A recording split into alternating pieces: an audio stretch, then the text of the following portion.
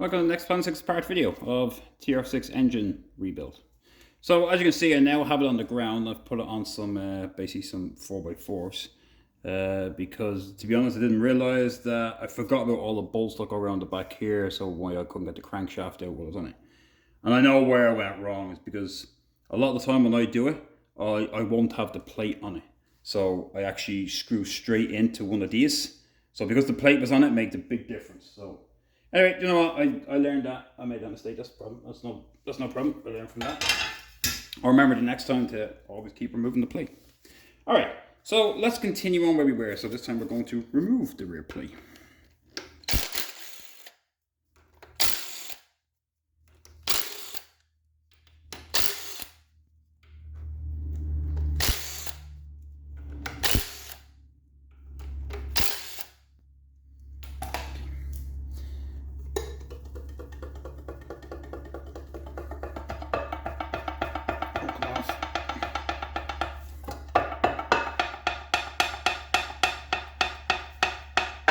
There we go. So these are the bolts I was talking about. So as you can see, I'm trying to remove these two, and I forgot that it's bolted all the way through.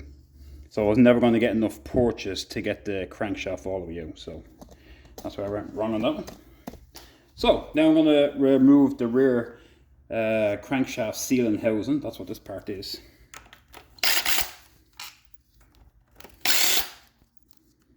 So a lot of the time when your engine is leaking and you see it leaking between the transmission and the engine block, it's this seal here that's usually perished. This is the one that's usually gone. So that's it there. Not much to it. We'll end up replacing that, and I'll do I think I already have a video on replacing these, but I'll do it again anyway. Now with that out, now we have full access to our crankshaft.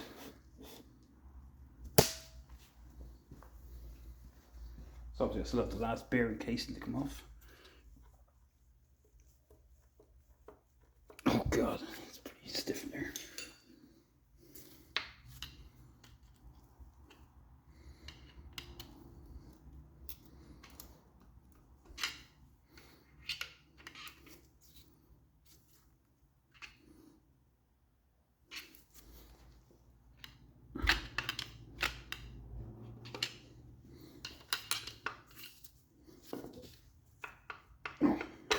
There we go. Again, I'll check all them. Now that's out. Now we can simply lift the crankshaft off. Now, just what I was saying is that, I don't know if you remember the other videos I was saying, so the difference with the early late crankshaft is, all of this is the same. This is all the exact same, except when you get back here. The early model has a much longer end. So, hence the word long crank compared to a short. That's why with the length, the bushing, the pilot bushing goes into this section. So if you're not sure which you have, look at here and it will tell you. So these are basically from CF1 onwards, so basically 73 onwards, run the short crank crankshaft. So just make it a little easier to remember or to know. So now I have that out. Now I can zoom out a bit if I can. Yep. Oh, right, how much weight this is. Oh, I swear to God, I feel like the crank alone is just as heavy as the block. Alright, now we're getting places. So again, now we have that out. You can see the bearings are still in the casings here. So again, check them before you take them out. Look for any scoring. And again, look down the bottom. So now I have this out. Now you can see I have great access to the camshaft. So I can actually put my hand in and guide it. Otherwise it just plonks along as it goes along. So let me remove that now. I dropped a nut in here at one stage. There we go.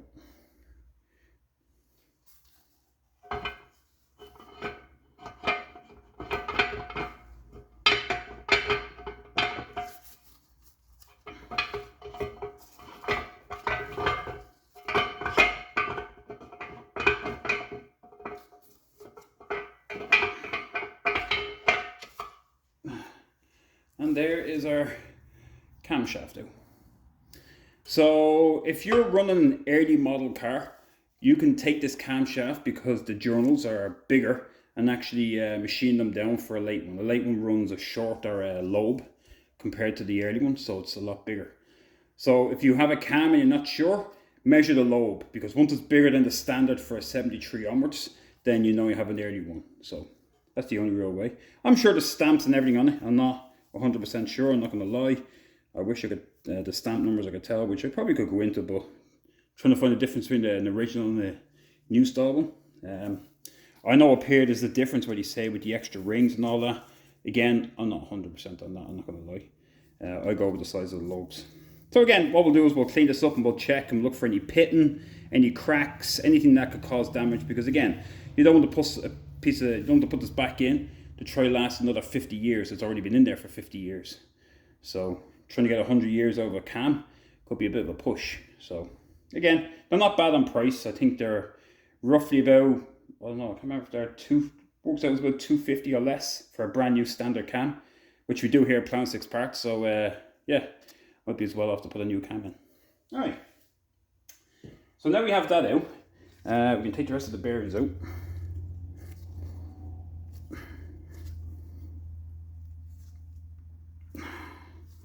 And one thing I didn't mention, and I forgot all about because I'm looking at them.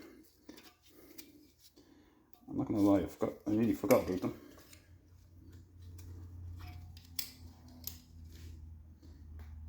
And again, the same as the big ends. Make sure when you take them out that you check the sizing to make sure that you're all the exact same size.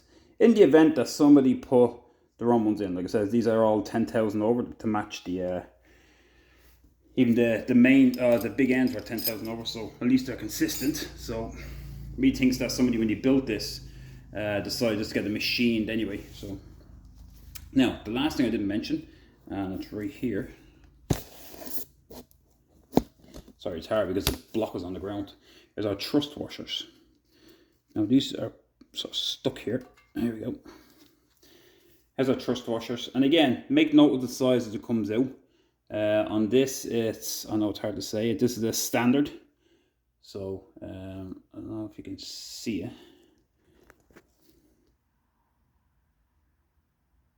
There you go. There, look, standard size, and there's your part number. So make note of what was in it prior to you doing it, because I know you measure it anyway. We're going to go through how to measure it. And again, if you haven't, if you want to see videos more earlier, go to Ellen and Rusty Beauties. Again, him and Chef Tush and all that. You have some great videos on these. So if you want to check them out sooner. All I look for is maybe wear here. These look a little flattened out, because that's where the oil is meant to come through. So you look a little flat in the way of that. Maybe the oil wasn't get through, or there was too much pressure on them, or there wasn't enough play in the crank and crushed these a bit too much. Things like that. They all make a difference in the running engine, and they could always run great to start, but it will fold up pretty soon if these are not done right. Alright, so now we have them out. Basically the block is almost ready to be cleaned, except for 2 or 3 things. We're going to come over this side. We're going to remove our, basically this is where the oil passes all the way through. So your the oil comes all the way through. Your oil feed is here, and there's a load of Allen key head screws here.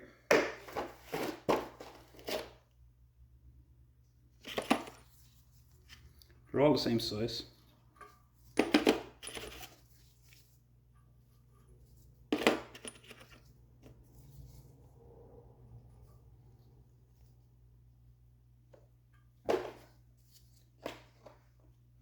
I might need my hammer for this, because what I find, or what I've found, is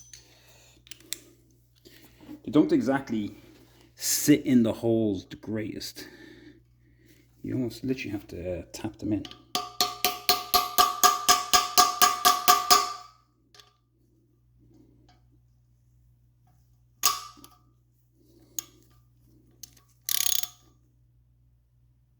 It's not deep enough. Because I've done this before where I've put them on and I've not been able to, there we go. Not being able to get them off and I wring them, and then you get so stuck in there and you need to drill them out, which is good. There we go. So putting these on, just be mindful. And then before you take it out, like a bolt, if you take it out, you have it stuck in here. Before it comes out all the way, give it a wiggle. And so you loosen it up and then take it out the rest of the way. That way you make sure you get your... What's it? Stuck again. Ooh. You make sure you get it out, because look, these are all full of oil and dirt and crap, to be honest. So, they're not the easiest to take out sometimes. And again, the same thing, because it's all metal, if you feel that you can't get to one great, well then just heat it up, just.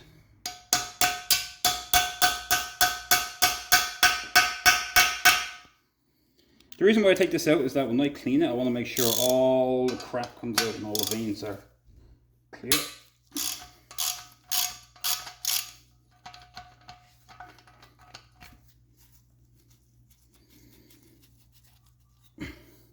A lot of the times I'll just replace these as well. Now that's the only one that's bigger.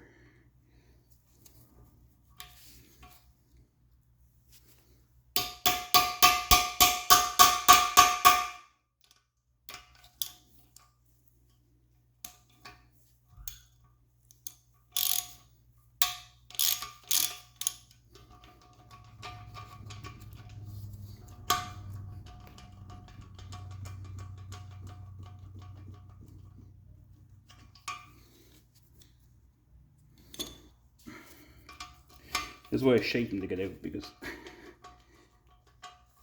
if you don't, it becomes a lot harder when you've already taken them out. When even at this, it's a struggle to get them out.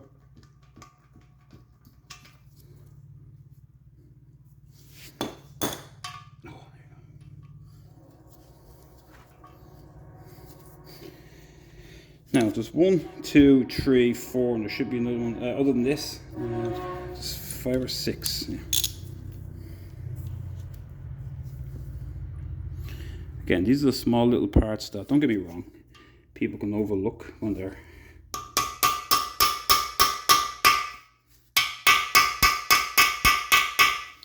taking the engine apart.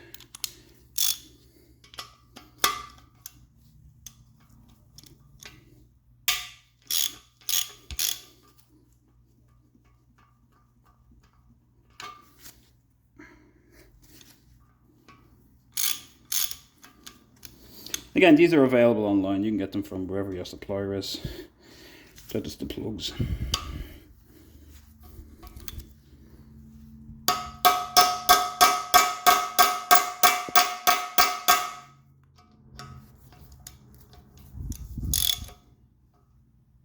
Oh, doesn't go in all the way.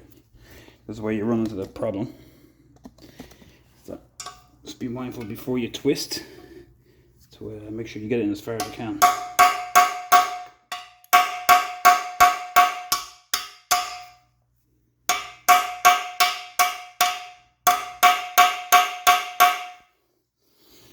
Funny feeling this one may not come.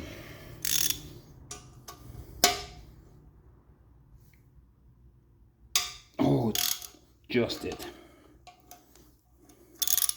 Certainly won't be going back in.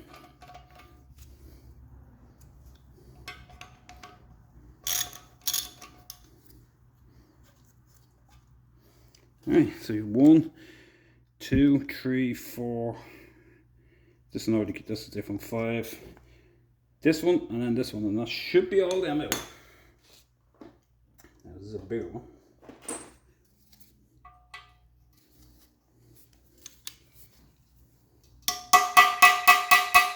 Anyways, wondering what I'm using is a little kit I picked up.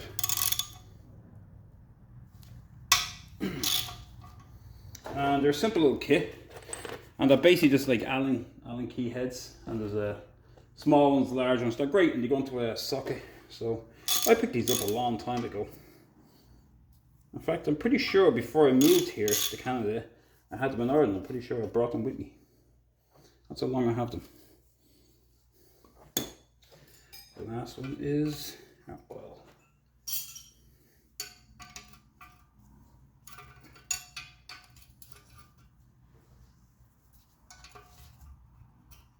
don't have to pour. Actually, no, there is one more. I almost forgot about it. Move. Here it is in here.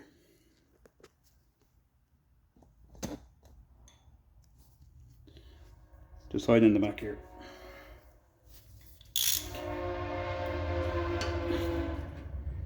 It's different size again.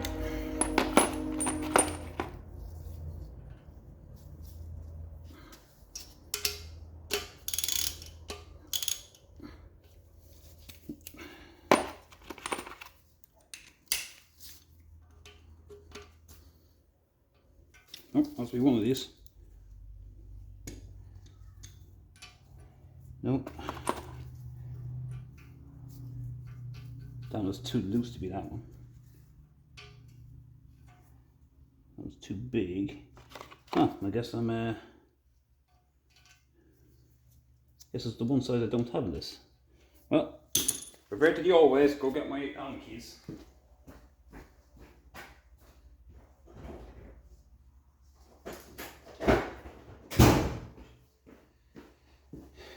Now once I have these out, well, the only last things to take off then is all the core plugs. I will remove them. Some of it is easy to get to. Oh, let me lie down for a second. For example, this one here, a lot of them have a hole in the middle, so if you just punch the middle and pull, it will go. Try not bang in at the edge. I'm pretty sure I've done a video on this before, how to get them. These ones here are a lot easier to get to because they have the hole in the middle. Some of them along the sides are not as easy to get to, so it's a little harder. You really have to pierce the middle and pull the thing out. And unfortunately, you can't get them from the inside because they're on the inner wall, just up here. So yeah, get this last one out.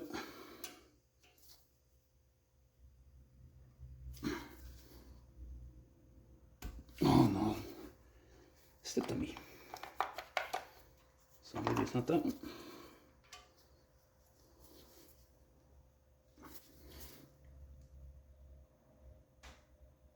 Oh my God, that was really in there.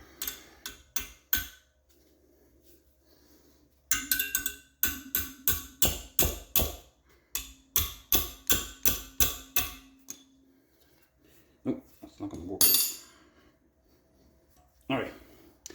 If you get this where it gets hard, and it was, as you can see, it wasn't the Allen key wasn't turning, how to say, flush. It was starting to bend. Don't go any further. What I'll do is I'll dry it off. I'll get the heater and I'll heat it right up, and I'll put this back in, and it'll come out a lot easier. The more I struggle to get this, the worse it gets, the harder I'm going to make it to get out. So if you can't get it out the first time, don't exercise yourself in trying to remove it. The best thing to do is to basically just heat it up and put your Allen key in and take it out that way. Other than that, I still have to take this off. I still have to remove this piece here, which I will. Like I said, that only pops out. And could you get it from the inside? You can if you look down the shaft, which I probably won't be able to see. There is a little lip. Where's the camera going down? There is a little lip down there if you can see it. Oh, down the hole. And you might be able to get something in between and tap it out. Other than that, like I said, it's just a bit of pipe at the end of the day. It's a bit of a, it's a bit more or less of a fuel pipe. So you can get it and have the flare in it and replace it. I've done it before, I've bought them. You can buy them in like Canadian Tire, like the pipe itself. And you just cut it short and just tap it in. That's it. So I have removed it. It's a choice to remove it. I often do because it just makes for cleaner, because I often bump off and bend it anyway, and that's not good, yeah. But other than that, so this will come out. I'll take these last two out and I'll remove the cores, which I may do a video on how to remove the cores. But obviously I like to have this block on a stand compared to on the ground, because yeah, they can be a nightmare to get off. So yeah, I may do that. Other than that, that's pretty much the engine stripped. So bring it up. There's not much more to it. And then what we're going to do is we'll end up giving it a full wash. So here at Planet 6 Parts, what I like to do is physically bath the tub. Physically bath it. So what I will do is I will, sorry, I'm just looking at little marks in here, just the casting marks, look for any cracks. I'll physically bath it. So what I normally do is I get a large drum, I'll fill it with non-hazardous, like all-purpose cleaner, and I will boil the engine. And what that does is, to me, is that you get it up and you physically boil the water. So you can put it on a, if any of you done any outdoor camping, you can get this, you can get them on Amazon.